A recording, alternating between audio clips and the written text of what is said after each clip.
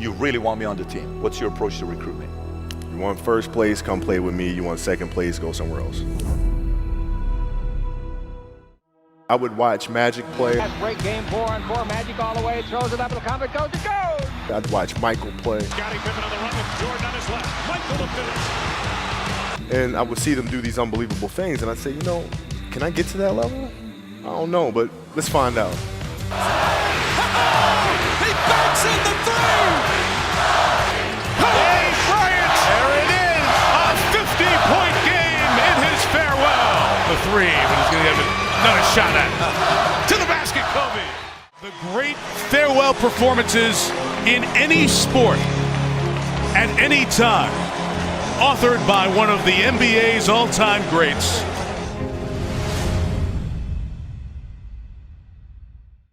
Everything was done to try to learn how to become a better basketball player. Everything. And so when you have that point of view, then literally the world becomes your library to help you to become better at your craft. So because you know what you want, the world's giving you exactly the information you need to become better at it. Because you know what you're looking for. So many guys tell stories about your work ethic. Yeah. What was really your work ethic like, and for how long did you stay disciplined? Well, I mean, every day. I mean, since 20 years. It was an everyday process, and trying to figure out strengths and weaknesses. For example, jumping ability. Man, my vertical was a 40, it wasn't a 46 or a 45. My hands are big, but they're not massive, right? So you got to figure out ways to strengthen them so your hands are strong enough to be able to palm a ball and do the things that you need to do. Quickness, I was quick, but not insanely quick. I was fast, but not ridiculously fast, right? So I had to rely on skill a lot more. I had to rely on angles a lot more. I had to study the game a lot more. And but I enjoyed it though. So like from the time I can remember when I started watching the game, I studied the game, and it just never changed. It's a good separation for me, emotionally, to be able to put myself in a place where at practice, when I'm training or during games, I switch my mind to something else. I switch my mode into something else, right? For me, it's the equivalent of Maximus Decimus Meridius in Gladiator picking up the dirt, smelling the dirt, it's go time, right? So that was my mental switch. It was like an actor getting ready for a film. You gotta put yourself in that cage. When you're in that cage, you are that character. And then when you leave there, it's something completely different. But when I'm in that cage, bro, don't touch me, don't talk to me. Just leave me alone. You get mentally and emotionally so strong where it doesn't bother you? Well, you got to look at the reality of the situation. Like for me, it's not, you kind of got to get over yourself. Like it's not about you, man. Like, okay, you feel embarrassed. You're not that important. Like, get over yourself. That's where you go. Get over yourself, right? Like you're worried about how people may perceive you, and like you're walking around and it's embarrassing because you shot 5 air balls. Get over yourself. Right? And then after that, it's okay, well, why did those air balls happen? Got it. High school, year before, we played 35 games, max, right? Week in between, spaced out, plenty of time to rest. In the NBA, it's back to back to back to back to back to back to back. I didn't have the legs. So you look at the shot, every shot was online, but every shot was short. Right? I got to get stronger. I got to train differently. The weight training program that I'm doing, I got to tailor it for an 82-game season so that when the playoffs come around, my legs are stronger and that ball gets there. So I look at it with rationale and say, okay, well, the reason why I shot air balls is because my legs aren't there. I go, well, next year they'll be there. That was it. Done. What did you do? What were your experiences? Michael in particular, he's become my big brother. Been my big brother since I first came in the league. And what was that process like? So I went to them and started understanding the ins and outs of the game and how they approach things and their level of detail and obsessiveness, and that's what I did.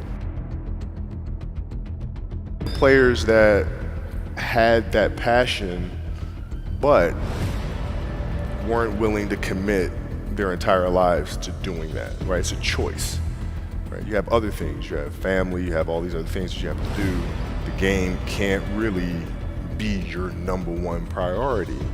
And so I was just looking at that like, man, this is gonna be fun. If I'm buddies with you from high school, if I'm a cousin of yours, what happened to our relationship? How did that gravitate when you went into the league and you're determined to become the greatest, or you're determined to become one of the greatest?